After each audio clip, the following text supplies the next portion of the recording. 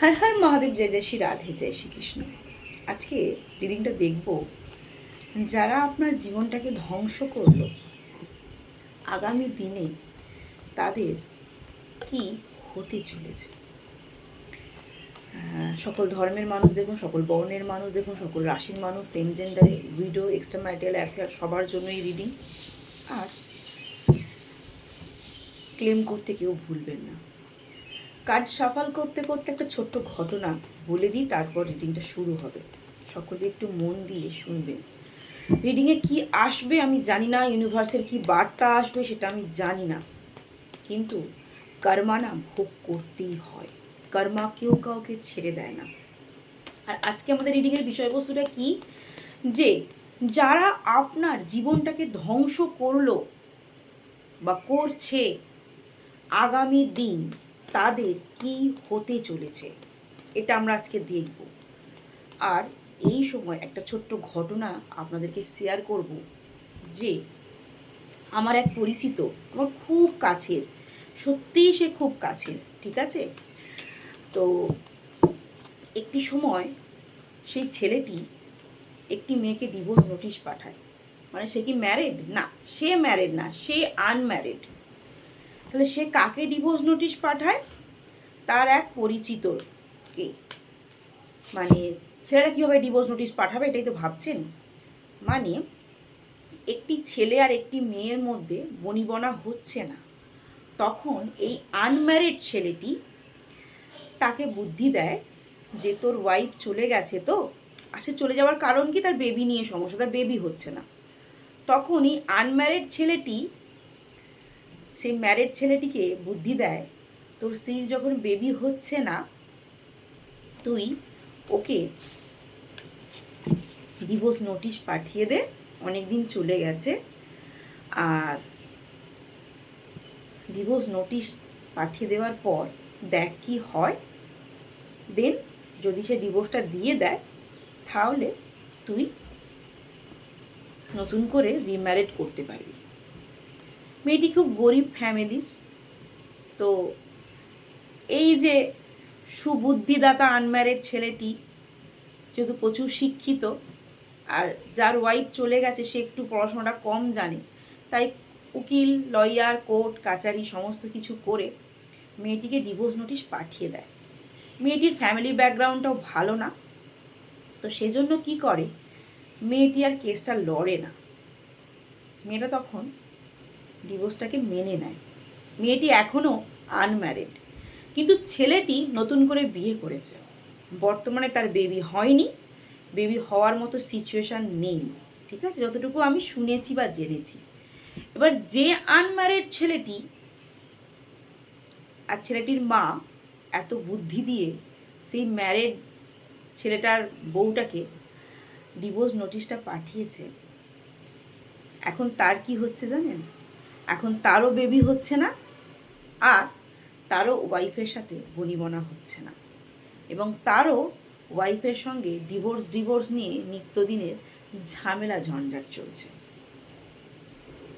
বুঝতে পেরেছেন কর্মা কি? আজকে সেই মেয়েটি হাহাকার করেছিল না সেই সময় যখন তাকে ডিভোর্স নোটিশটা পাঠানো হয়েছিল। সে কেসটা লড়তে পারবে না বলেই, সে লয়ারকে পয়সা দিতে পারবে না বলেই সে ডিভোর্সটাকে মেনে নিয়েছিল। কিন্তু তার যে চোখের জল, সে যে সন্তান হবে না, তার যে হাহাকার, তার যে কষ্টটা, তার যে ভিতরের আহাকারের যে অভিশাপটা, সেটা কিন্তু আজকেই যে ছেলেটি আনম্যারিড ছিল, নতুন করে বিবাহিত হয়েছে, আজকে সেই ছেলেটিরও কিন্তু সন্তানের সমস্যা, আর সেই ছেলেটিরও কিন্তু আজকে তার স্ত্রীর সাথে বনিবনা হচ্ছে না। তার হাহাকার, তার আর্তনাদ অভিশাপ রূপে তার জীবনে চলে এসেছে। ইজ দ্য কর্মা। তো চলুন, যারা আজকে রিডিংটা দেখবেন সেই শত্রুর নামটা মনে মনে করবেন, আর দেখবেন যে আপনার জীবন যারা ধ্বংস করেছে বা জীবন ধ্বংস করছে, আগামী দিন তাদের কি হতে চলেছে। আর ক্লেম করবেন, আজকে সকলেই ক্লেম করবেন, কারণ আমি চাই আপনাদেরও হাহাকার, আপনাদেরও কষ্ট, আপনাদেরও আর্তনাদ তাদের জীবনে অভিশাপ হয়েই ফিরে আসুক। যদি বলে অভিশাপটা চাইছেন, হ্যাঁ, কারণ আপনি যদি সত্যি সৎ হয়ে থাকেন, আপনি যদি সত্যি ভালো হয়ে থাকেন, আপনি যদি সত্যি মানুষের মতো মানুষ হয়ে থাকেন, সেই শত্রু যদি আপনার জীবন ধ্বংস হয়ে থাকে, আপনাদের হাহাকার তাদের জীবনে অভিশাপ রূপেই ফিরে আসুক, এটা আমি এখানে বসেই চাই। চিন্তা করবেন না। রিসেন্টলি 8 থেকে 9 মাসের মধ্যে অনেকের ডিভোর্স হবে, অনেকের পার্টনার ছেড়ে চলে যাবে, অনেকে মৃত্যু মুখ পথযাত্রী হবেন, ঠিক আছে, বা পার্টনার তাকে ছাড়বে, অনেক দিনের সম্পর্ক বিচ্ছেদ হবে। আপনাদের যেমন বিচ্ছেদ হয়েছে তেমন তাদেরও হবে। চিন্তা করবেন। কি সুন্দর দেখুন, ইউনিভার্সের কি সুন্দর বার্তা, দেখুন দেখুন দেখুন। অনেকের হার্টের সমস্যা রয়েছে, হার্টের সমস্যা বৃদ্ধি পাবে, মৃত্যুমুখ পথযাত্রী হয়ে যাবে। আর রিলেশনশিপে তাদেরও সংসারে রিলেশনশিপে থার্ড পার্টি এন্ট্রি নেবে এবং এই এন্ট্রি নিয়ে তাদেরও হাহাকার তৈরি হবে। সংসারে হাহাকার, আপনি যেমন হাহাকার করছেন, আপনার যেমন ভিতরে আগুন জ্বলছে, কষ্ট হচ্ছে, সেই হাহাকার তাদেরও শুরু হয়ে যাবে। অনেকে 3 মাসের মধ্যেই শুরু হয়ে যাবে। নেগেটিভ থট মাথার মধ্যে চিন্তা চলে আসবে। হ্যাঁ, তাদের সাথেও কেউ ব্ল্যাক ম্যাজিক করবে, তাদেরও হাজব্যান্ড ওয়াইফের মধ্যে পরিবারের লোকজনদের সাথে বনিবনা হবে না এবং বারবার তাদের পায়ে ব্যথা, হাঁটুতে ব্যথা, গাঁটে ব্যথা, কোমরে ব্যথা, এই সমস্ত জিনিসগুলো হবে। আর ডাক্তারকে পয়সা দিতে কনফার্মেশন দেখেছেন, কনফার্মেশন হয়ে গেল। এবং তাদেরও হাঁটু যন্ত্রণা, পায়ের আর্থারাইটিস, এই সমস্ত প্রবলেমে শুধু পয়সা দিতে হবে ডাক্তারকে, কোনো সলিউশন খুঁজে পাবে না, কিচ্ছু সলিউশন খুঁজে পাবে না, কারণ কর্মা ভোগ করছে।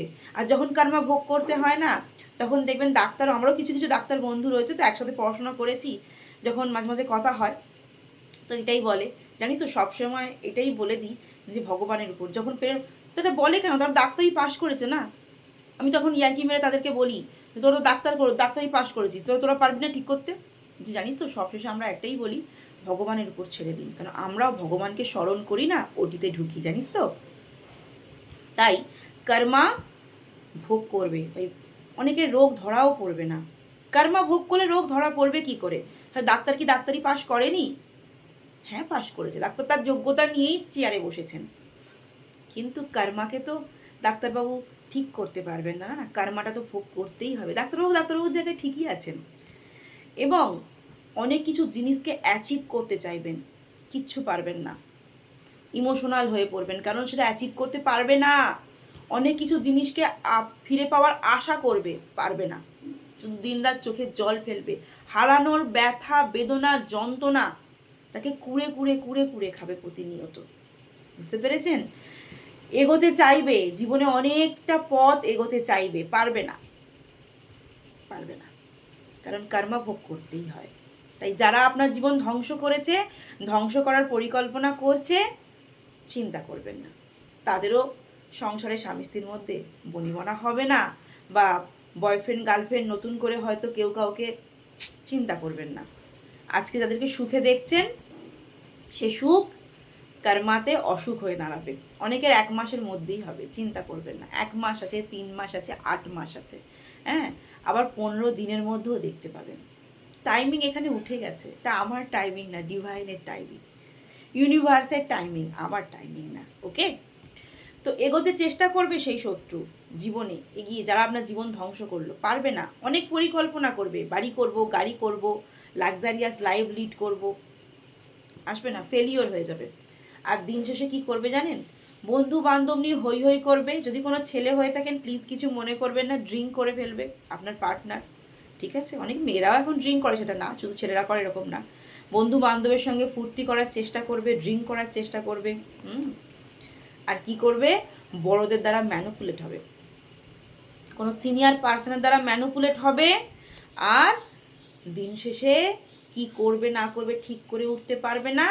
আপনাকে হারানোর যে ব্যথা বা যন্ত্রণাটা, তাকে কুড়ে কুড়ে খাবে। আর এই দেখেছেন জল পড়ছে, অনেক ছেলেরাও আছেন এখানে, যেমন যেটা চ্যানেল হচ্ছে, শুধু মেয়েরা চোখের জল ফেলে না, অনেক ছেলেরাও বিছানায় শুয়ে শুয়ে বালিশটা ভেজান। কিছু কি ভুল বললাম? ভুল না, ভুল বলিনি, আমি কিচ্ছু ভুল বলিনি, কারণ এখানে চ্যানেল হচ্ছে, যাকে আপনি আঘাত করেছেন, কষ্ট দিয়েছেন, কষ্ট দিচ্ছেন, তার জীবনটাকে নরক করে দিয়েছেন, এখন তার জীবনটাই নরক হচ্ছে। আর সেই নরকীয় যে যন্ত্রণা, সেটা তো আর সবার সামনে প্রকাশ করতে পারছে না, তাই বালিশকে বুঝিয়ে দিচ্ছে যে আমি কি যন্ত্রণা ভোগ করছি। ঠিক আছে? আর প্রতিনিয়ত মাথার মধ্যে প্রবলেম হচ্ছে, এবং অনেক শত্রু না ক্রাউন চক্রের প্রবলেম হচ্ছে, মাথার যন্ত্রণায় ফেটে যাচ্ছে, মাথার মধ্যে টেনশন, পেন, কষ্ট আর নিতে পারছে না, আর প্রতিনিয়ত তাকে তাড়িয়ে তাড়িয়ে বেড়াচ্ছে। তার গিল্টি, তার যে ভুল, তার যে প্রতিটা পদক্ষেপে তার ভুল ডিসিশান, আপনাকে করা অপমান, আপনাকে করা অবহেলা, আপনাকে করা সমস্ত নোংরামি, তাকে তাড়িয়ে তাড়িয়ে বেড়াচ্ছে। আপনি ভাবছেন এই তো হাসছে, এই তো পিকনিক করছে, এই তো আড্ডা মারছে, সুন্দর সুন্দর ড্রেস আপ করছে। না, কথায় আছে জানেন তো, বিবেক গুরুদেব। আমরা দীক্ষা নিয়েছি না, আমরা অনেকেই দীক্ষা নিয়েছি, অনেকে হয়তো আবার নিই না। ঠিক আছে? তো এই দীক্ষা যখন আমরা নিই, তখন আমাদের প্রত্যেকেরই একজন করে গুরুদেব থাকেন, গুরুদেবের কাছেই দীক্ষা নিই। কিন্তু আর একটাও জানবে, বিবেকও না গুরুদেব। যখন বিবেক আপনাকে দংশাবে না, তখন না আপনি কোনো রাস্তা বা কোনো ওয়েই খুঁজে পাবেন না।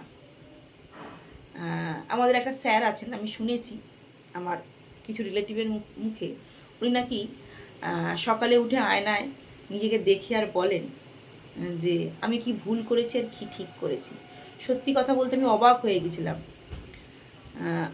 আমি যদি আয়নার সামনে দাঁড়িয়ে এখন বলি আমি সব ঠিক করেছি, কিন্তু আমার বিবেক না কোথাও বলে না এটা ভুল করেছি, আমি চুরি করেছি, আমি ডাকাতি করেছি, যদি আমি করে থাকি। কিন্তু সত্যি যদি আমি চুরি ডাকাতি বা অন্যায় না করে থাকি, আমিও কিন্তু আয়নার সামনে দাঁড়িয়ে বা নিজেকে বলতে পারবো যে আমি আজকে সব ভালো কাজ করেছি। একটুখানি ভেবে দেখুন তো, সবাই কি বলতে পারবে আমি সব ভালো কাজ করেছি? না, বিবেক তাকে কুড়ে কুড়ে খাবে। আর যারা আপনার জীবনটাকে ধ্বংস করেছে, তাদেরও না বিবেক কুড়ে কুড়ে খাচ্ছে। কিন্তু তেজ, অহংকার, জেদ, সেগুলো তাকে প্রকাশ করছে না, এবং সে আপনার থেকে প্রতিনিয়ত পালিয়ে পালিয়ে বেড়াচ্ছে। এবার একটা কথা বলি, জেদ, ইগো, অর্থ, অহংকার সব কিন্তু ছেড়ে রেখে দিয়েই আমাদের চলে যেতে হবে। জানি না অন্যান্য ধর্মে কি হয়, আমি জানি না, কিন্তু হিন্দু ধর্মে আমি দেখেছি ওই খইয়ের সঙ্গে না 2-4টে 1 টাকা 2 টাকা ওই ছড়িয়ে ছড়িয়ে যায়। আপনি যতই কোটিপতি হন আর যতই লাক্সারিয়াস লাইফ লিড করুন, এই যে একটা সোনার ব্যাঙ্গেলস একটা পরে রয়েছি, আমার যদি এক্ষুনি মৃত্যু হয়ে যায়, মনে হয় এই বাড়ির লোক এটা আমার সঙ্গে দিয়ে দেবে?